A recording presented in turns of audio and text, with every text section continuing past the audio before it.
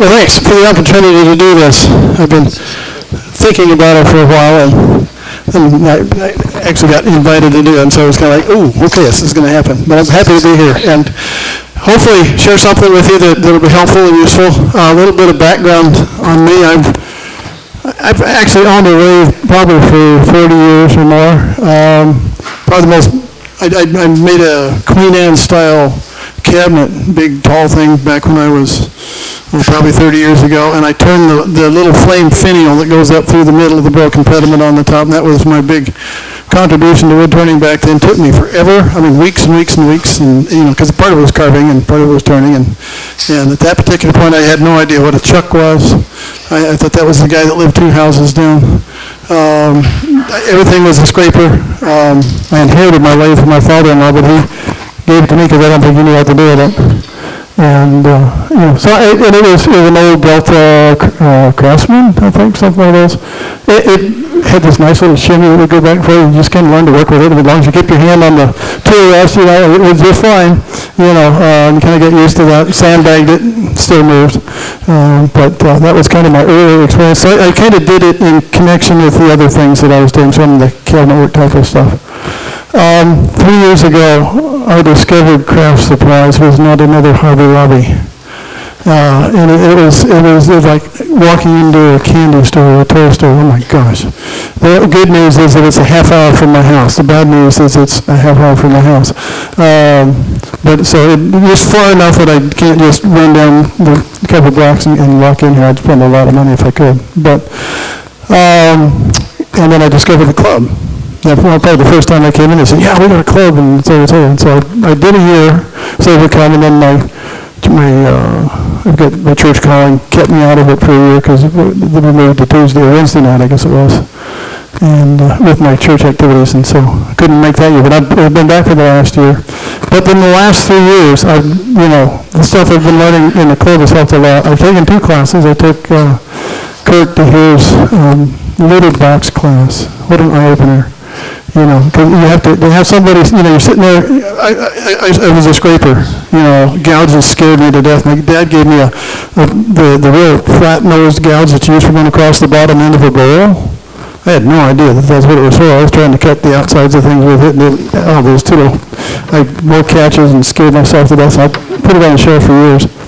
Finally reground it after I figured out what to do with it, and with the Ellsworth grinder, Irish grinder, whatever you want to call it now. So I've been trying for the last 3 years to learn how to use gouges. I'm getting better. Still have catches, but I think we all do.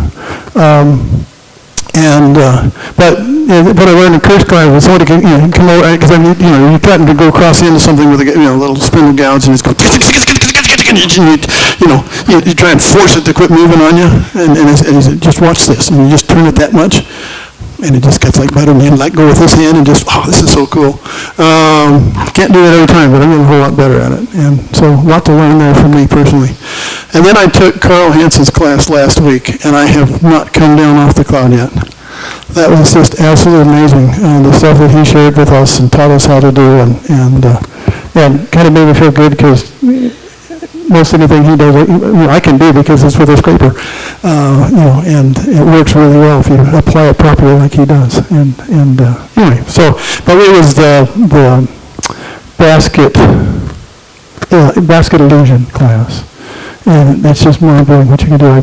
I still am up at 4 in the morning drawing dots on a piece of paper. It's like, oh my gosh, but if I change this and move this over here and that kind of stuff, it's really fun. So anyway, that's my background. I'm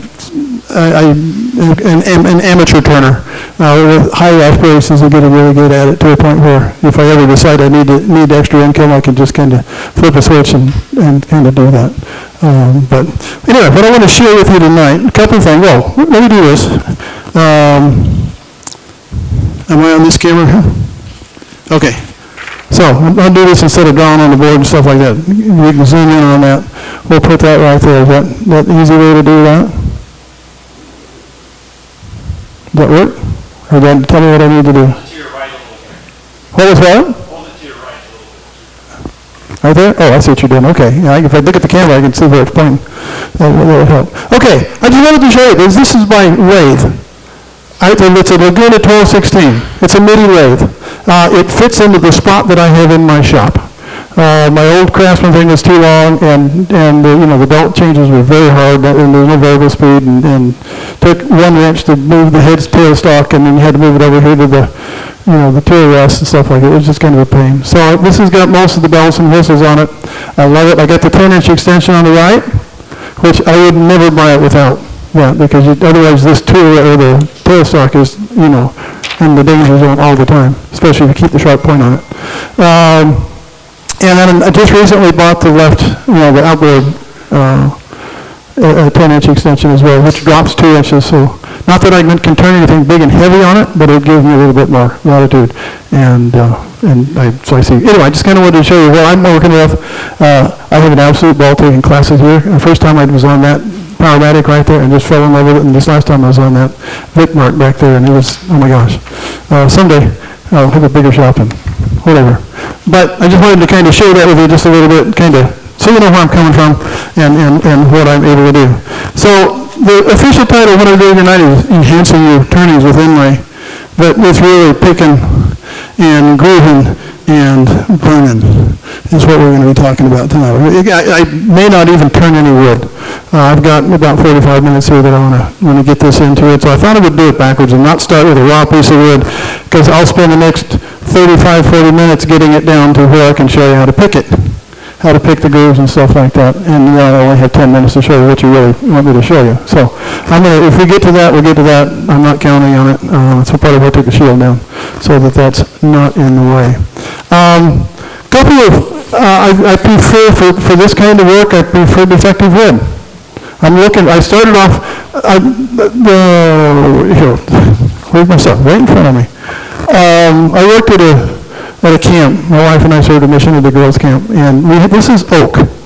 It's old fencing that they had, hundreds and hundreds of feet of. We took a lot of it down. A lot of it was warped, and just not good for anything in their minds except burning in the fireplace. And I did that too for a while. And then I got, wait a minute. And so, anyway, I started looking at it. Initially, I tried to find a piece that had no defects on it, and then, I could see what I could do there. But then I realized how much fun it can be to work with defects. And so, you see stuff like this. And I see a knot like this, and that's kind of like a Christmas present right there. You don't really know what you're going to get until you start turning it. Sometimes Christmas presents are underwear and socks. And sometimes that's all you get out of a piece of wood. But sometimes you get something that's really spectacular. And again, you can kind of see the stuff that I've got here, the knots and things that we have on that there as well. And I'll talk a little bit about some of those things. We're gonna kind of skip through a couple of things, as I said, instead of taking this from raw down to the finished type. Now, there's obviously a safety factor here, because as soon as you start working with defective wood, it has a greater potential for coming apart on you. I have 3 pieces of this right here, which I can get it on the camera. I've got 3 pieces of this. I've shown you this before. It's been about a year and a half that I brought this in and showed it to you. Let's see. I have 3 pieces of this. That's what came out of it. Okay? I had no idea. Now, you probably can't see this on the camera, but it's a barrel inside there. You can't tell too much. Well, I guess you can from the outside if you know what you're looking for. But it's so weathered it's hard to spot it. And so it's got a really nice barrel that comes down and through. They have some nice voids. This one stayed together beautifully. The second one that I tried to turn ended up that big because pieces kept coming off. Nothing terribly dangerous, just chunk a piece of glue there, a piece of glue there. And so the obvious thing with safety is you got to do not even think about this kind of stuff without a full face shield and maybe, a left-hand glove or something like that until you get it down to what's a little bit closer to what you think it's, where you have a better idea what you've got and you're going to be dealing with. The other safety thing that you really want to have if you're doing this, because this is, if you don't have one of these, you don't need to buy this one particular brand, but this is a metal detector. This is old fencing, and it's been in a camp, and, the kids staple things to it, put nails in it for this, that, and the other thing, and there are, lovely things hidden in the wood, okay? And it's, you know, you just kind of take it and go over it and, okay, we're all right. Uh-oh. And so there's a little hole right here. And that little hole right there has got a nail down in it. Can't see it. Now, if you stick a little screwdriver down there, you can feel the metal. And that's good. Now, you notice how close I got with my table saw, or my chop saw? I guess who wasn't following his own protocol at that particular point. I hadn't checked it. So I just managed not to hit it with, fortunately, it wasn't my saw stop. Hit that baby with a saw stop, and you're looking at a new blade and a new cartridge as you set that baby off. So that's, $200 proposition, so you don't want to do that. But anyway, if you don't use one of these and you're using stuff that you don't buy, that you find, especially the older stuff, it's worth, the $20 or whatever it costs to get one of those. Let me just get that out of the way for a minute here. So that was just the other part of the safety thing. Now the other thing, I put a lot of bud vases. It was kind of a learning thing for me. Initially I was doing them with scrapers, and then I thought, okay, I knew this with gouges, and that took a little longer. I'm getting better at it all the time, and faster at it. My dad was a turner, but he lived all the way across the country, and anytime we were visiting him, he wanted to play with the grandkids instead of showing me how to turn. So we didn't get too much, didn't pick up a whole lot, except that I watched him one time, and it was just, and he had the whole thing gouged out. I couldn't believe how fast he was, and as you get more experience, you can do that. But the reason, a bud vase is very simple. It's not hollowed out. All you do is drill a hole down the middle, which means there's a lot of wood there. There's a lot of structure to it. It's heavy enough. That's the justification. Why didn't you hollow it out? Well, because if the hole would have got to be so light that when you put your thing in, it would fall over. It's a good sales pitch, right? Okay, but the reality is you don't have to get in there with a little hollowing tool and learn how to do that. And you don't have to worry about it coming apart quite as easily because you're not turning thin. So it's a fairly solid piece of wood to work with. What I run into more than anything else is a knot, get little chunks of the knot that like to come off. And I might be able to show you some of that, how that happens. But that's it, just the hole down the middle. One of the things that happens when you drill that hole is you open up the inside, and if there's any moisture in there, then you'll find a little rope on your you'll start moving on you again a little bit. The other thing, so how many of you drilled out a center? You do it on your lathe, right? You done that? Okay, what if you forget to bring it back out all the time? Made that mistake? I think we all have. Just a little bit more. All of a sudden, the steaming there swells up because it's hot inside, and it's a little bit of moisture, and it swells up, and now you got a jammed drill bit. And, you feel all kinds of naughty things that you have to repent of and stuff like that. And maybe cut it in half to get your drill bit out. Anyway, you don't want to do that. So when you're doing this, half an inch, pull it back. Half an inch, and there's no tried and fast rule there, but just, bring it back and forth frequently as you do that. All right. So, that's kind of a little bit of an introduction, to what I want to do. I'm going to pass some things around, because part of what I want you to do is understand that this isn't just for filling a crack that goes down the side. This is the most, where is it, this one here. I do lots and lots of this. That's easy. It's just, these are the natural splits that happen in the wood. I turn it to shape. This thing is all the way down to a finished shape. It's sanded out. I overkill probably and sand it out to 220. Don't need to really do that at this point, but I usually do. It takes another, minute, or 2 minutes at the most to do that. And so it's all ready to go. It's still got the extra chunk of wood on here. It's mounted in the lathe. I've got a tailstock in it. And I can actually work on it. I do all my work on the lathe, and I'm going to set this up here in a minute and show you how to do that. Those are just cracks that have been filled. And then this over here, what do you suppose that was? There's a big old flake of wood that just split out on me. And again, a few words that I can't repeat. And set it aside for a couple of days.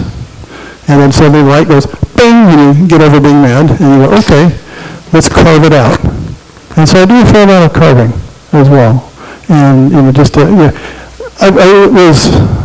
had the opportunity a couple of years ago to watch a guy paint all day long. It was actually kind of cool. I was going to read a book. We were had a bunch of boys who were doing a long hike, and we were shuttling the vehicles from one end to the other for them, so we had most of the day to kill. And I was going to read a book and just enjoy the peace and quiet. He started painting. He's a professional artist, and I just got fascinated. He said, "But wait a minute, you moved that rock. That rock was over there, and you moved it over here."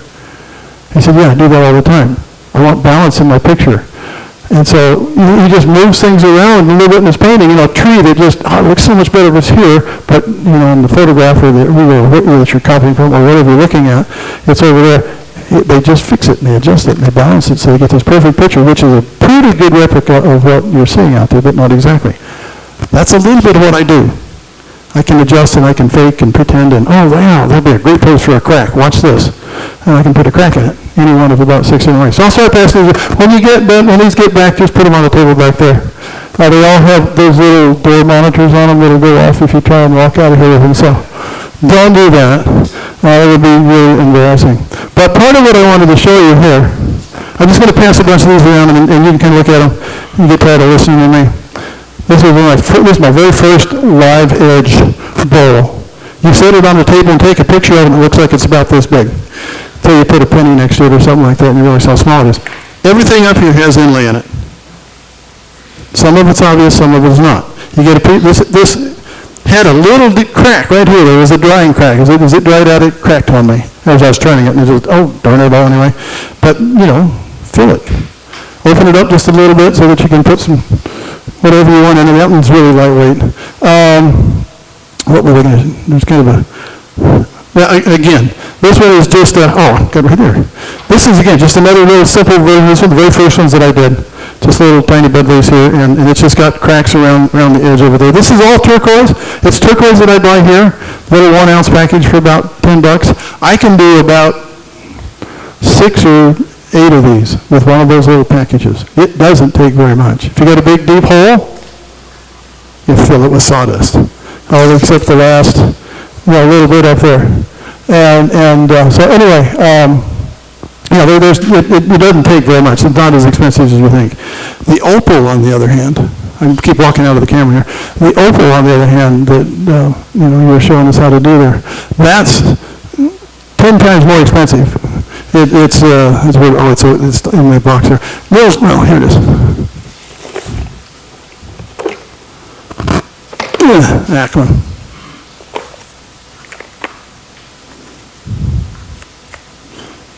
There it is. These are little 1 ounce jars. You can get them anywhere on Amazon, different shapes and sizes. That's what you get in the little packages. This is the opal, about the same price. And that's a tenth of an ounce. And I'll pass these. Yeah, they're not going to break. So the opal has a glow to it. It's very luminescent. If you find the right spot for it, it can be actually pretty cool to work with that. And I've got one here that I can show you. Okay, so this is one of my carvings. This is a perfect piece of wood. It had no defects in it at all, and I just thought, well, that's boring. And I had an obsession with hummingbirds. And the background on that is that this camp that we served at had tons of hummingbirds. By the end of the 3rd year that we were there, we figured out that just before they migrate south, they're so desperate to load up on food, the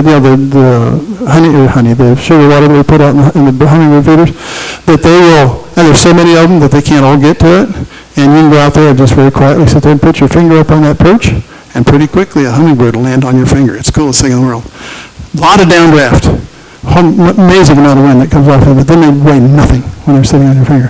But what you're looking at here is all carved, and you've got that yellow opal right here. And it's perfect for just a little round spot like that, and has a little bit of a glow to it. I can't show it to you because I gave it to one of the missionaries. So I kind of got onto hummingbird kit because of all the hummingbirds, and I gave one to each of the missionaries that we served with at that particular camp. So what's coming around now? This is my practice hummingbird. I practice, and it's a kind of a stylized hummingbird. I did a lot of, just drawing until I finally could draw this thing accurately on a curve. It's easy to do it on a flat piece of paper, and I had to figure out how to do it on a curve, which is a little bit different.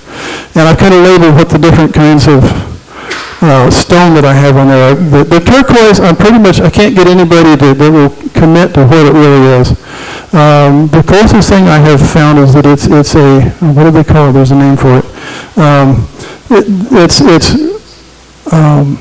kind of a rough turquoise that they add stuff to it, mix it all together, and grind it all up, and it comes out very, very consistent. They use it in jewelry all the time. Real turquoise is everything from green to dark into this beautiful blue hue. Everything that I buy here is this gorgeous blue hue. You can buy it crushed, which is got little chunks in it, or you can buy it powdered. And I use both, and I'll show you that here in a minute. Anyway, sorry, I'm going to talk on it. I want to actually do some stuff. So, this had bark beetle holes beneath the bark. Okay? And the bark didn't fall off. I hit it with CA glue before sorry, I'm walking out of the camera again. I hit it with CA glue before, the bark, before I turned it, and then it stayed on and worked out. And so I just, after a couple of days of thinking about, the light went on again, and I thought, well, let's fill it all with turquoise. So again, just a real subtle little thing that, it's kind of fun to discover little things that you don't immediately see when you do that. Let me get a couple more going here. So again, part of what I want you to do is give you ideas as I do this, and we'll talk a little bit about how I do it. It's got one little split, gorgeous little piece of flowering pear from my backyard, and it wasn't quite dry. It's got a nice feather going through it, but it had a little split filled with turquoise. This is a little piece of English walnut that neighbor cut down on a property that he owned last year, and I went over and helped him cut it down. Wasn't done at all anyway, and came home with some of that. This has got copper in the little crack that opened up. This is the only thing I've ever turned that was green. I think about this in and showed it. So it's got a little bit of an oval shape. As it dried, it kind of went out of there, and you especially see it on the bottom down here. And it split just enough to kind of frustrate me. But again, copper. You can do copper. I've got brass, and I've got silver. I'm not sure what the silver is, maybe aluminum or something like that.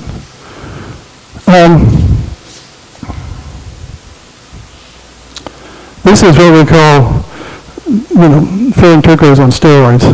This is actually a piece of root from that same flowering pear tree that I've got in my backyard. I've got a grandson that I said, I'll give you $50 to dig the stump out.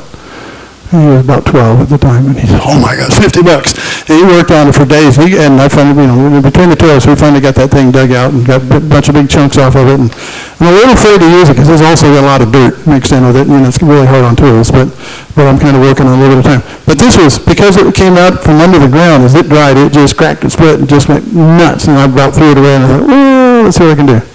And so that's just kind of an extreme case of something that has lots and lots of splits in it that you can kind of see there.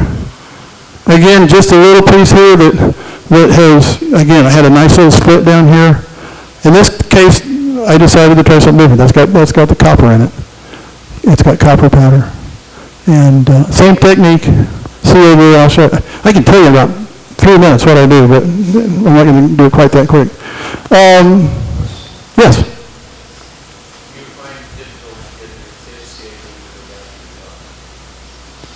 Do I find it difficult to? Oh, yes, yeah, absolutely. So the question was, I use CA glue. It's really simple. You just fill the crack up with turquoise, you take thin CA glue, and you go bang, bang, bang, bang, you just drip it. And then you hit it with the accelerant. And it works like a charm. Now, when you do that with powdered metal, there's a surface tension to that metal because it's so fine. It's like talcum powder. I always use a mask when I use that too. I'm a little nervous about breathing that stuff. But yeah, you got to break that surface tension because it wants to just float off of it. But if you're persistent, it works. I don't go that deep to begin with. If I've got more than 1/16 of an inch, I fill it with, if it's really deep, I use sawdust that comes off the lathe. Like that, okay? See that stuff. It's good for chickens too. But I have, this is sanding dust. And I got, if you got just a little orbital sander with a little catcher on it, just save it. Put it in a little thing, and every now and then you can match color and stuff like that. And then you again, pack it down to fat, leave it about a 1/16 of an inch, put your turquoise on top of it, or your powdered stuff, so I do it that way. This is actually stone as well, yes? Question, so you talked about doing carving. What tools do you use to do that? I use a gouge. Most of what I do is a V-gouge, a very small one.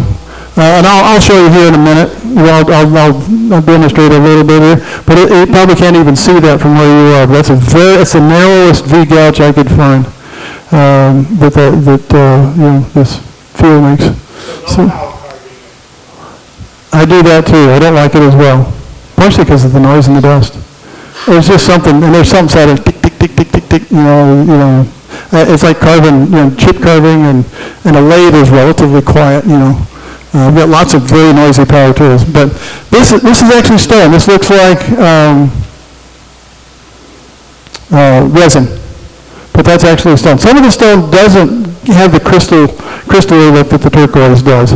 Turquoise just happens to work really well on that. This is brass powder on this one here, and you can see how that works out in there as well. So,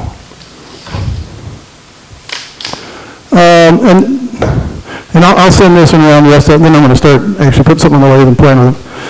This one I did this like a week ago, 2 weeks ago, I guess maybe at the most, and you never know what you're going to get. Again, this is a Christmas present thing, and it's got a nice knot right up in here, some nice figuring and stuff like that. And I got the turquoise in it, and I got looking at it. That's a bear claw on a tree. You just go right down the side of that. And it just one of those fun little things that afterwards you kind of go, yeah, that was really fun to see that. Okay, all right, sorry, overkill on the show and tell. But again, I want you to see what they are. That it can be really obvious, it can be really subtle. There's just so many ways that you can use it to save a piece and still use it.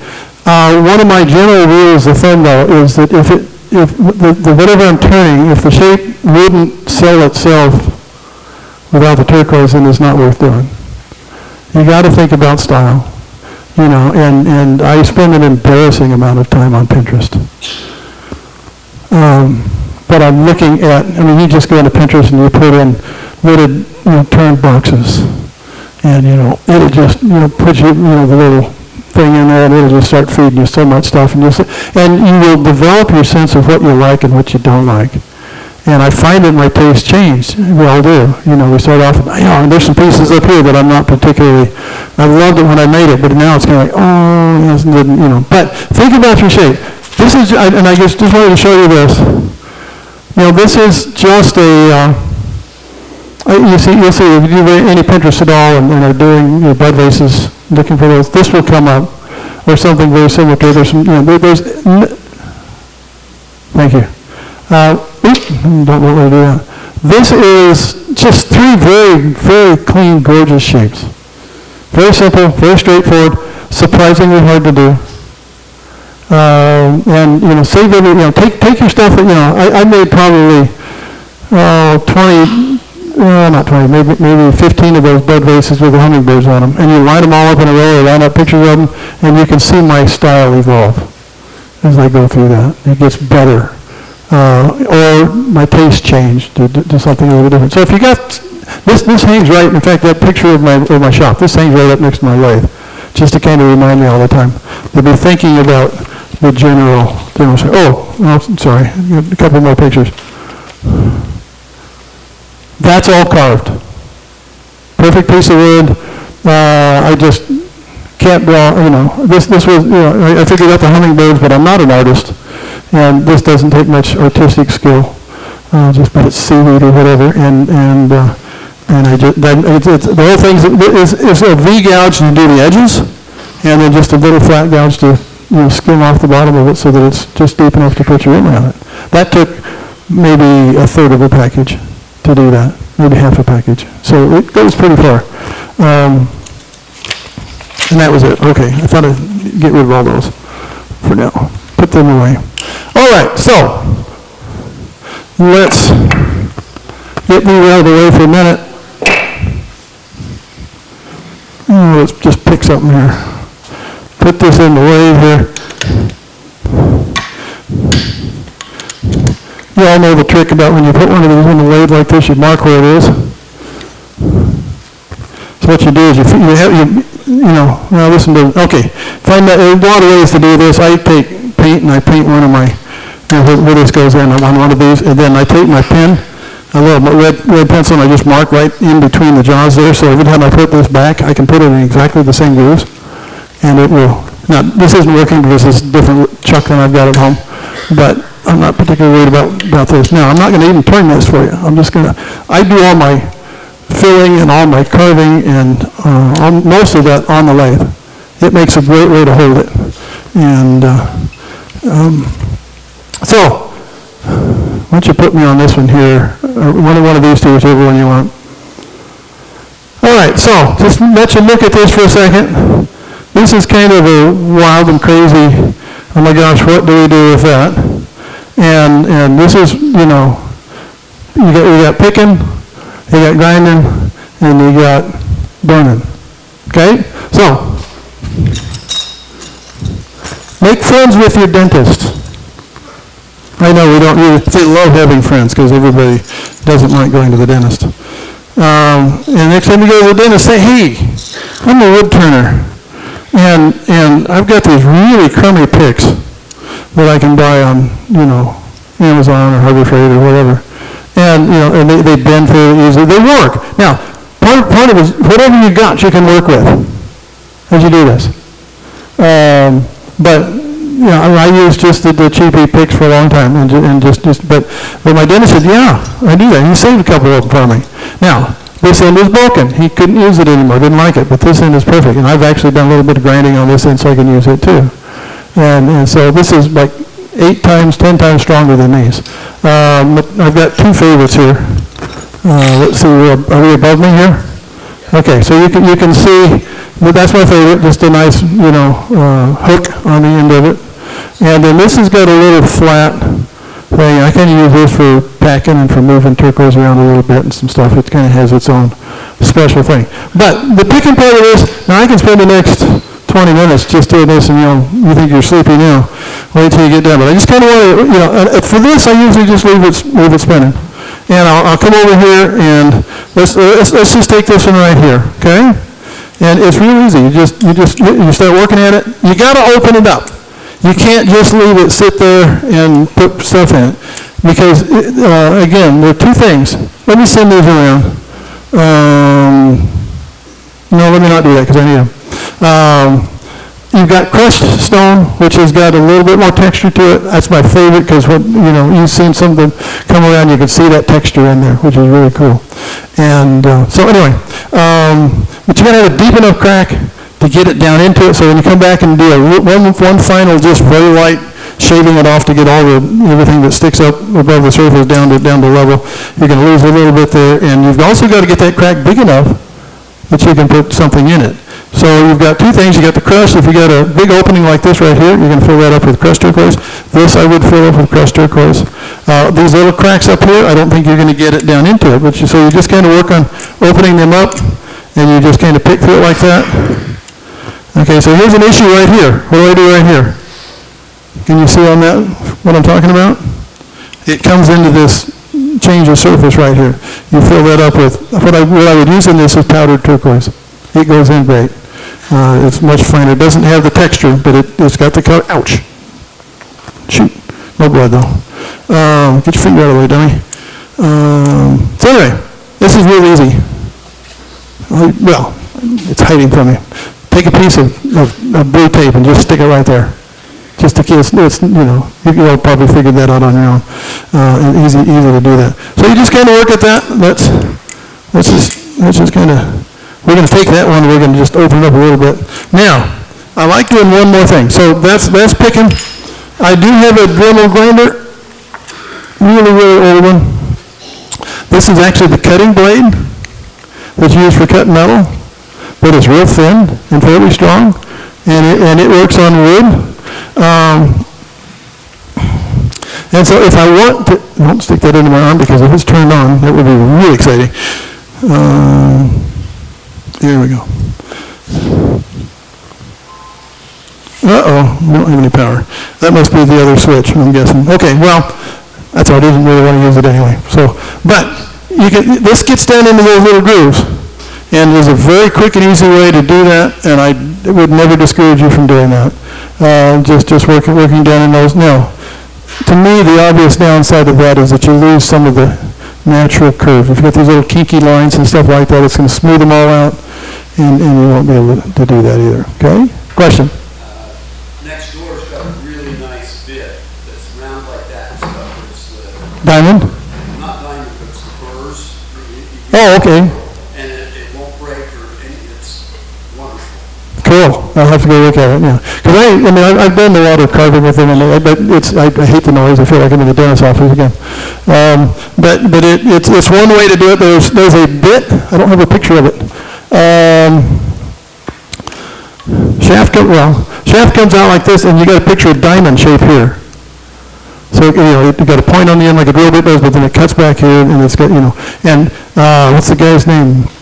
Was in the catalog for a long time. Starts with a J or something like that. But he can take that and go sideways, and he just cuts down through. Things, makes a little V groove with that, slick as a whistle. He's the only guy I've ever seen that sells the bit for that, and I just haven't bought one of those yet. But that works. I prefer not to use it because for any one of a number of reasons. But I want to, let me just show you that, because this is an important part of it. Again, work with what you got. I just bought this last week for Carl's class. I've been waiting to buy one of these for a long time. He finally gave me the excuse to go do it. And I'm not going to have power for this either. Shoot, I need power. I really need power for this. Let me see if I can figure out what's going on here.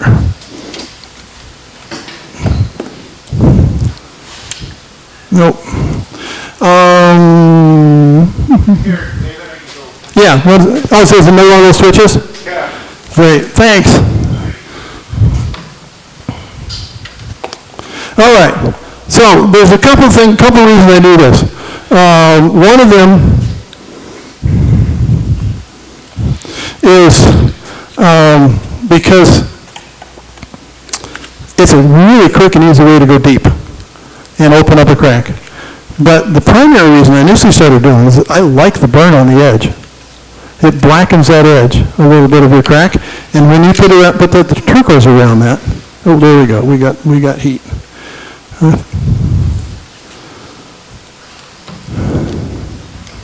All right, so that did it. Thanks, Scott. This is a spear point tip, wherever we are, and it's just flat. There's no it's not a shading bit at all. But I get right down in those grooves. I went over and talked to them, and I told them what I was, the tree line next door, and told them what I was doing, and they said, "Oh, this is what you want." And they let me play with it. They got a whole set of photos. If you're thinking about buying a burner of any kind, they'll let you play with it before you buy it. So, okay, so again, can you see what I'm doing on one of the cameras? Yeah? Okay. So I burn fairly hot, but you can see how far down I get into that? And I can just take that whole crack, and then part of what I'm trying to do is I'm trying to hit that edge. That's the edge closer to you I'm working on right now. And all the smoke is going your way instead of my way. That's really cool.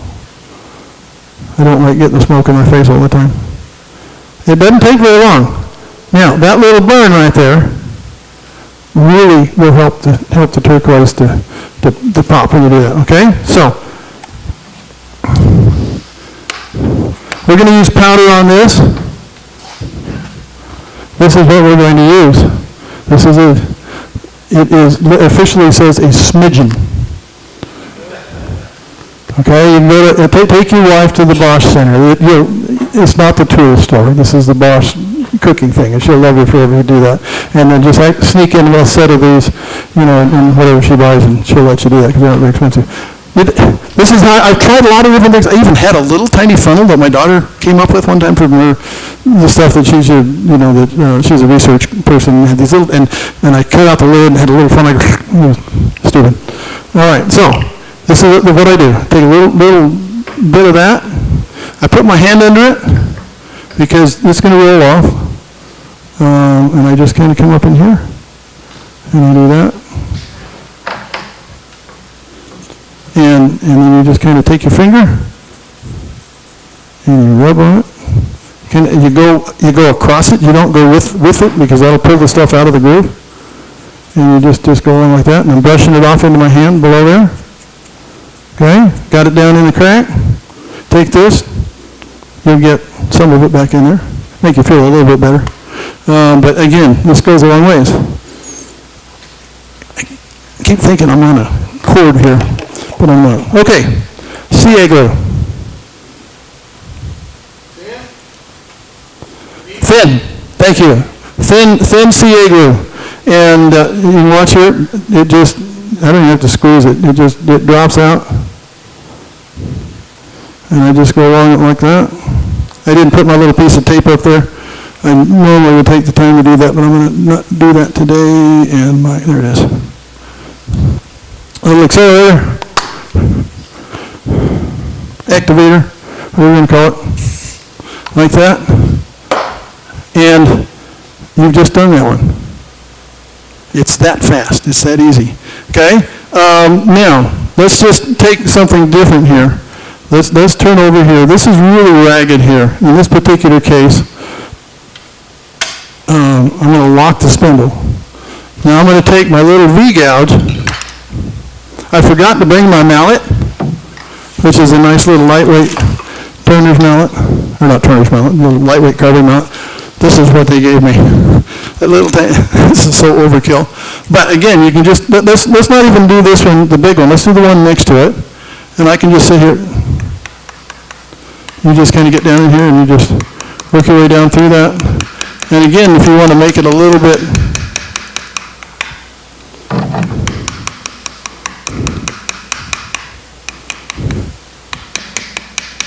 you just kind of work it like that. It's not very hard. And you don't want to be, the end of the crack is really thin. I mean, it just comes down to nothing. It's hard to get anything in there really tight. So you kind of open it up a little bit there. And again, so I'll start with that, and then I go to my burner, and I'm just going to take that one right there. But if you turn it on, it works so much better. If you put it on your fingernail, and it hurts really bad, then it's about right. You don't want to do that. I'm hot enough that I'm high enough here that I'm getting a little bit of red on the end of it. So it's not, if you're a wood burner and do a lot of shading, this is more than you would do for that. But again, I can deepen those little skinny ends, open them up just a little bit, and do that. Set that back in there. I'm going to take this back off. So get that right on the top. I come in here, add a little bit of fill down in there. If I get it in the one next to it, that's all right. Now that's a little deeper crack in the middle, so it took a little bit more. That was going to take I should have brought my bigger one. Like again. Same process with the crushed stone. Exactly the same deal.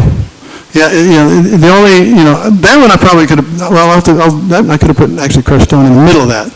So that's the other thing I'll do is I'll blend them, and I'll put the crushed stone and fill as much of the wider spot as I can with the crushed, and then come back and do and put the powdered turquoise on top. All right. Just go along and do that.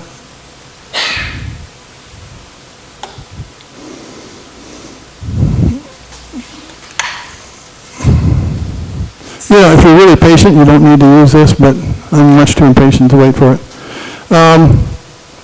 All right, so let's take this hole over here. This actually goes all the way through to here. But I'll just simply take some of my sawdust here. And at this point, you want to put the lid back on that, because the last thing you want to do is get junk in that, because it's really hard to get it cleaned up. So just kind of take this. This is about as close as I'm going to get to making a mess tonight. And I just push it down in there and pack it up with, you can use whatever you want to push it down and get it down there like that.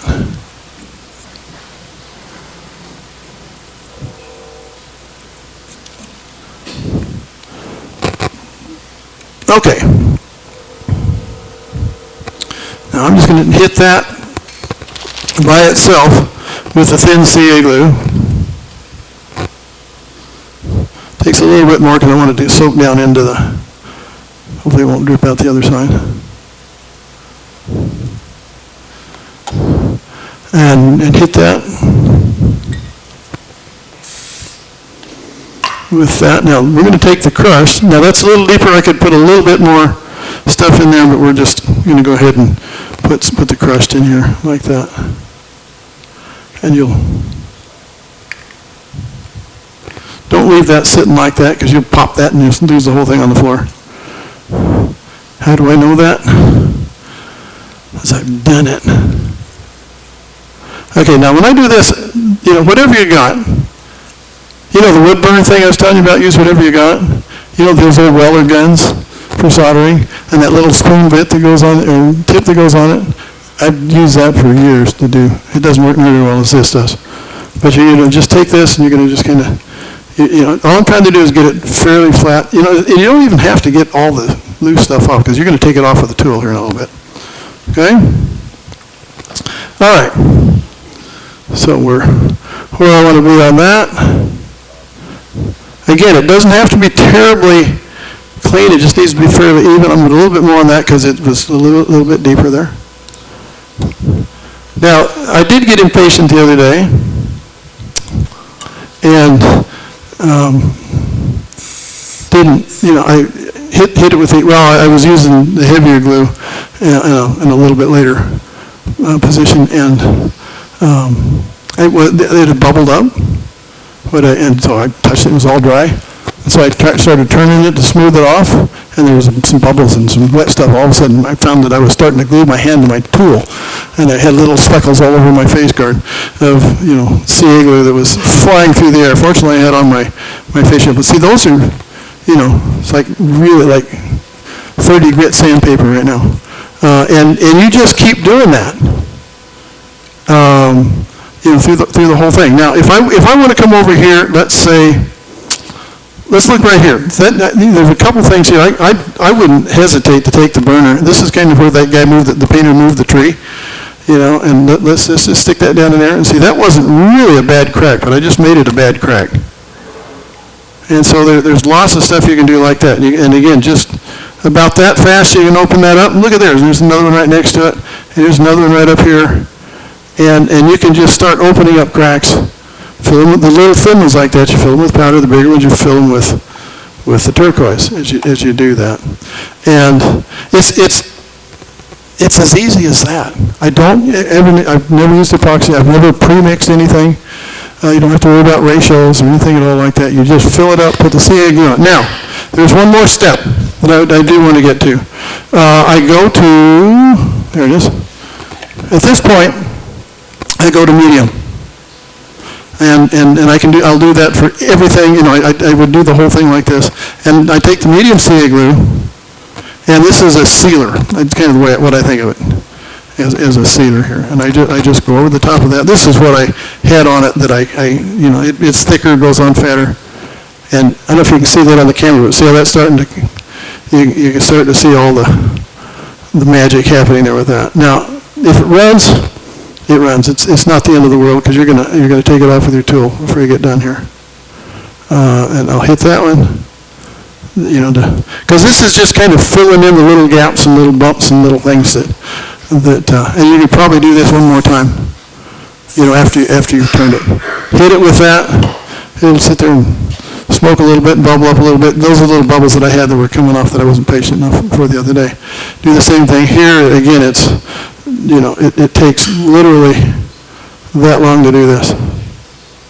Now, I have to tell you, it took me a while to figure all this out. I used to take, moving every little piece of, one granule at a time into the thing, and I just discovered that, it's not worth, it's like trying to use one piece of sandpaper all day when, don't do that. Sandpaper's not expensive. And this stuff isn't that expensive because it takes so little to do it. Now, for a long time, the way I would take this off, most everything you're looking at here, I was taking it off with this. either 2-inch disc or a 3-inch disc, just depending on what I felt like on that, or what I had paper for that particular day. And you just, now, my suggestion here is you got to think about which direction you're going. I usually have mine in reverse when I'm doing this, because what'll happen is, and you'll know, you said, let me go over the word, and I hit that, it all has to do with control. And I'm just working this like this, or over here to make it, and I'm working on smoothing it out, and I took that edge off of that way for a long time. And it worked like a charm, except that I had these little undulations. It wasn't perfectly round anymore, okay? And because I knew somebody would ask, what can you do it with a tool? And so about this last couple of weeks, I started experimenting with the tool, because this is nasty, it's hard. And the different stones are different hardnesses. Turquoise I really like. It's just about perfect. The malachite is a much harder.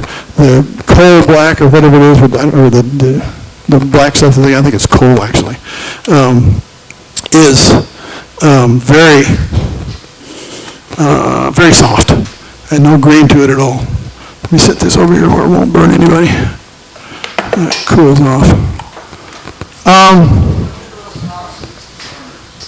The burners, I just paid, well, okay, they're about $139 without a pin. The pins are about $30 a piece.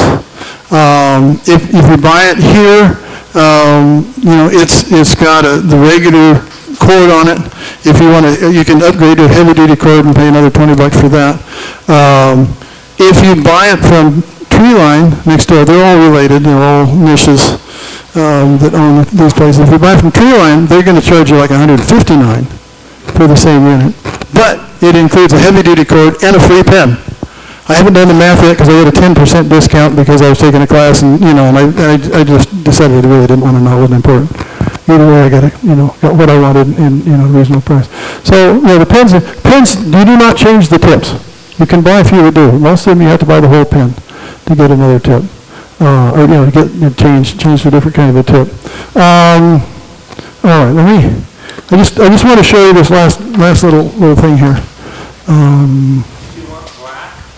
I use ground coffee. Ground coffee. Oh my goodness, that costs nothing. That would be great.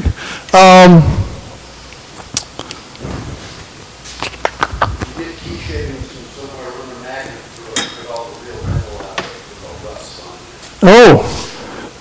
Yeah, you're working on that, right? Yeah, he works at Ace, and has been keeping all the shavings from the key stuff there. All right, so I just want to show you again. This is ridiculously simple. And first time I ever did this, like, I'm going to ruin my tool forever and ever. No. There's what I want. I just use my skew. Is it going to dull it? Yeah. Faster than normal? Yes. Terribly fast? No. But it's you know how long it takes to sharpen a skew if you've got a if you've got a grinder.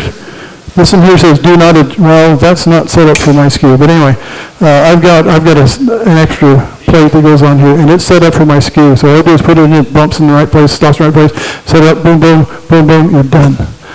It's really fast and really easy. And then I do my little parting beading tool. Probably see better if you can see without the tape on it. I do this with the same angle. It's just a little 3/8" square, with that, with the kind of the same kind of. I like most of them are cut straight across.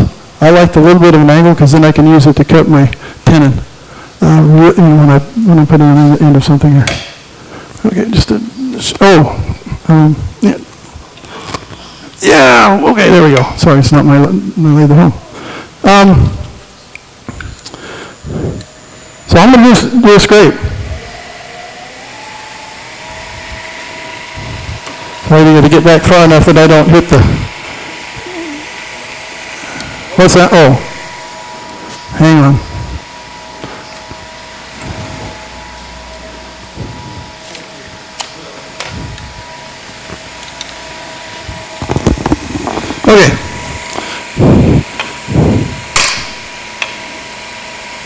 it. I'll start down here where I haven't got anything. You can just work up into it. Make sure you get most of it down the front of your shirt. All you do is really light passes.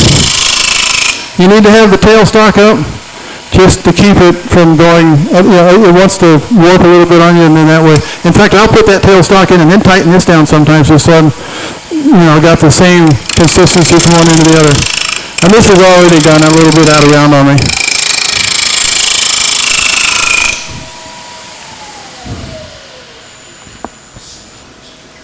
And I need to come down a little bit more because you can kind of see some of the, I'll take it down to the point where I get rid of all that shine around the edges. Okay? And then I will sand it out. I'll keep working on it like that. You go in and check it again because you're going to discover little, voids and little things that you missed. Put a little bit of powder in it, and you'll be right back where you were. And then you just kind of keep going back and forth until you get the finish that you want. Let's see. I had another thought that I was thinking about. Again, that one you can see I'm not down quite far enough on that one. But it's that easy. That'll dull a little bit, but it's faster than sanding to do it that other way. Now, the one difference with the metal, if you're doing inlaid metal, that one little white oak thing that I did, that's the wrong color red for that brass. If I'd done it with a dark red, in hindsight, yeah, that would have been absolutely gorgeous. But anyway, part of it is that there is this resistance to what is that stuff? The CA glue going into it. But the other issue with it is that when you do your sanding, for your first coat, so you get this all finished, you're gonna get it all smoothed out, and you're sanding it, and maybe you only sand out to 400 grit normally. Man, if you got powdered metal in there, you want to take it all the way up to 1,000 grit the first time, because you won't get the polish on that metal. So you put a finish over the top of that metal, you can't polish it anymore. So maybe 1,000 grit, maybe even 2,000 grit, and just get that metal to where there's no marks in it and it shines. And that's the only difference I found in finishing it. Now, what I use is I wrote it down. It's armor seal. Everything, it's almost, I think most everything you're looking at there is, there it is. Which one, what am I on? Oh. Okay. My fancy center. That's what I use. General Finishes, Armor Seal, High Gloss. Now, I know many of us don't like high gloss. I've tried other things with the turquoise. There's a little one up here that doesn't have a high gloss on it. The turquoise just doesn't work. It doesn't pop quite as well. And you get that high gloss on it, and show two of them to your wife. One that's got whatever you'd normally use, and one that's got a high gloss, and pretty good chance she's going to like that. Yes? Sanding sealer before or not? One more time? Sanding sealer? No, I don't. Maybe I don't. I was talking to somebody, I don't think here tonight. They were talking, no, he's not. They were talking about taking the first finish coat and thinning it out so that it soaks in better. I've never done that, so I can't speak to that. But apparently that's not a bad thing to do with that first coat. But I just put it on. It's a wipe-on. You use a clean rag. You put on a really thin coat. And then you take it, if you have a garage like mine that gets cold at night, don't leave it outside to dry. Don't leave it in the garage. You got to bring it in the house because it's going to, all the little the marks from the cloth are all going to smooth out if you keep it and let it warm up and stay warm and do it that way. So bring it in, let it dry 24 hours, and then you go back and you sand it out again very lightly. I hit it with 800 grit, sand it very lightly with that, just to take all the little dust bunnies off of it. That's all you're trying to do. And then I'll check it, and if I find defects, then I fix them. And then I put a second coat on it, 24 hours later, okay?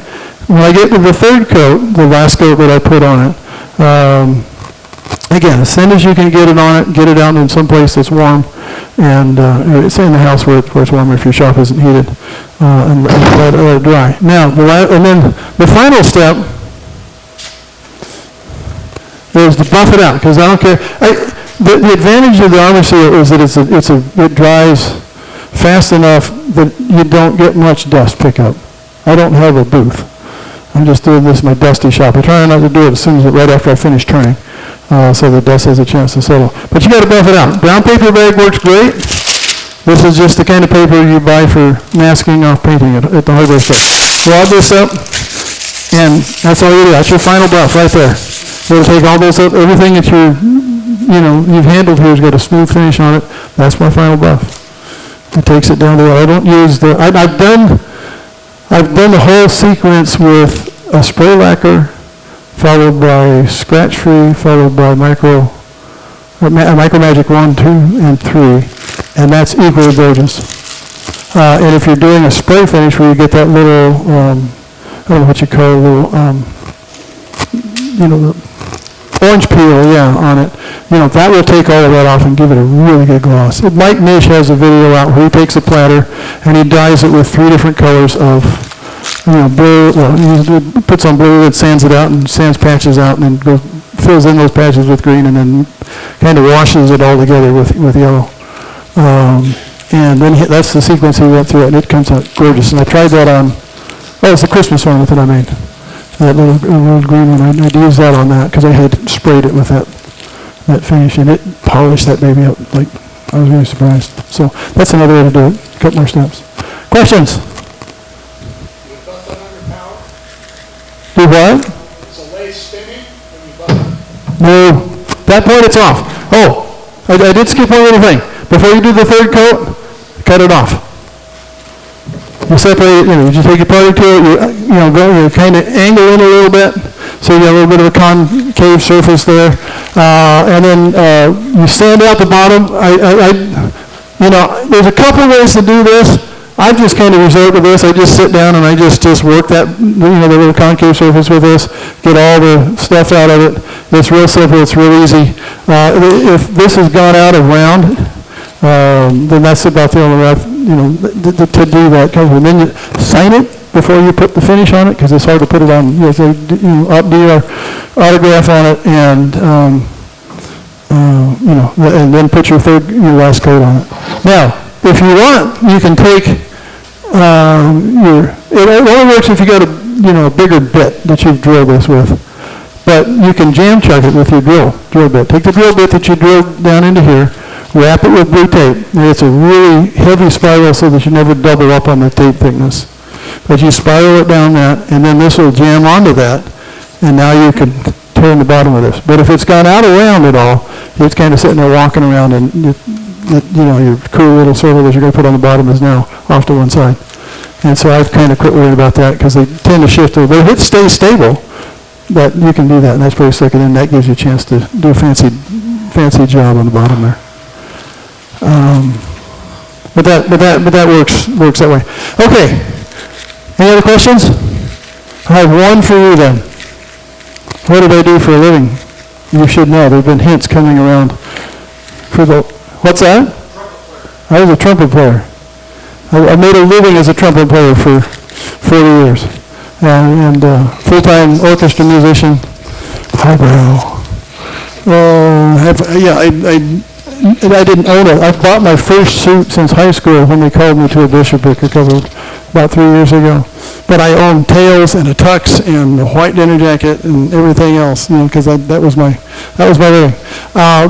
Loved it, and the practice that I put in to develop my trumpet playing, that same mindset fits right into what we're doing now. That's why I could sit around and draw little dots on that piece of paper for hours on end, because I like practicing doing that. Part of it, I turned 40 little tops in about a week. I was giving them to the little kids in church, and a little object lesson. And but what was I doing? I was working on that gouge technique. And if I do that many times, then that muscle memory starts to kick in, and you get better at it. So that's anyway. Yeah, so I keep that little trumpet on there. That's just my own little thing that I like to do. So, all right, cool. Well, thank you. Hope I didn't put you to sleep. This is embarrassingly easy to do. It's really, really simple. Hopefully that's my ideas and can enjoy adding that to your repertoire of stuff. Okay?